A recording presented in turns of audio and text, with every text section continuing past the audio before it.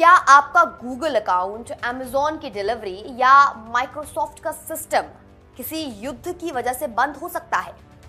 जी हाँ, सुनने में ये किसी साइंस फिक्शन फिल्म जैसा लगता है, लेकिन हकीकत इससे कई ज्यादा डरावनी है। ईरान और अमेरिका इजराइल की जो जंग अभी चल रही है वो सिर्फ सरहदों तक सीमित नहीं रही है, बल्कि ये आपके मोबाइल और कंप्यूटर के अंदर तक पहुंचने वाली है। खबर आई है कि ईरान ने दुनिया की सबसे बड़ी टेक कंपनियों की एक हिट लिस्ट जारी की है, तैयार की है। आखिर क्यों गूगल और अमेजॉन जैसे नाम अब ईरान के निशाने पर हैं, इसके बारे में चर्चा कर लें। नमस्कार। मिडिल ईस्ट में जंग जो छिड़ी है वो अब एक ऐसे खतरनाक मोड़ पर आ गई है जिसकी कल्पना शायद किसी ने भी नहीं की थी। अब तक हमने मिसाइलों और टैंकों की लड़ाई देखी थी, लेकिन अब मुकाबला डेटा और डिजिटल पावर का है।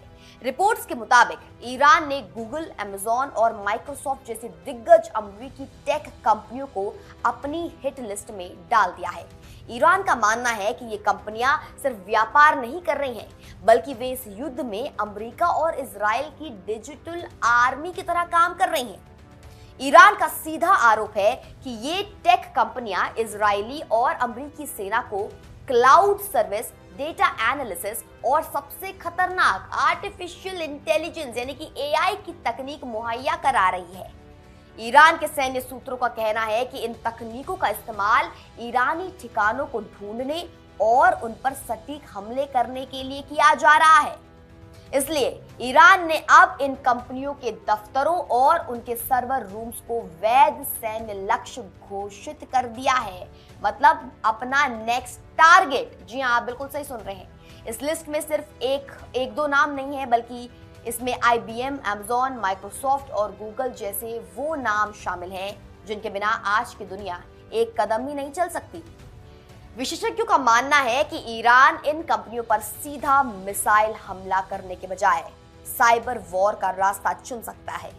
कल्पना कीजिए, अगर इन कंपनियों के सर्वर या क्लाउड सिस्टम पर बड़ा साइबर हमला होता है तो उसका असर सिर्फ युद्ध वाले देशों पर नहीं, बल्कि पूरी दुनिया के इंटरनेट और बैंकिंग सिस्टम्स पर पड़ेगा।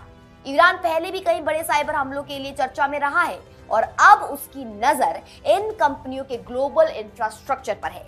विश्लेषकों का मानना है और कहना है कि अगर टेक कंपनियां इस संघर्ष का हिस्सा बनती हैं तो ये युद्ध मिडिल ईस्ट की सीमाओं को लांघकर हर उस घर तक पहुंच जाएगा जहां इंटरनेट चलता है।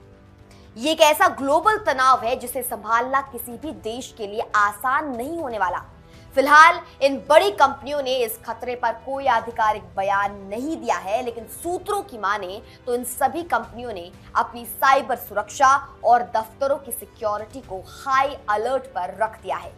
ये जंग अब सिर्फ जमीन कब्जाने की नहीं रह गई है, बल्कि डिजिटल दुनिया पर कब्जे की बन चुकी है। क्या तकनीक की ये दिग्गज कंपनियां ईरान के इस डिजिटल वॉरेंट से खुद को बचा पाएंगी? ये आने वाला वक्त ही बताएगा, क्योंकि ये बहुत बड़ा सवाल है। फिलहाल के लिए हमारी इस खास वीडियो में केवल इतना ही। आप देख रहे थे इंडिया न्यूज। ऐसी और वीडियोस के लिए बने रहे सिर्फ और सिर्फ इंडिया न्यूज पर। मैं निकिता रावत फिर मिलती हूँ कुछ और वीडियोस के साथ। नमस्कार।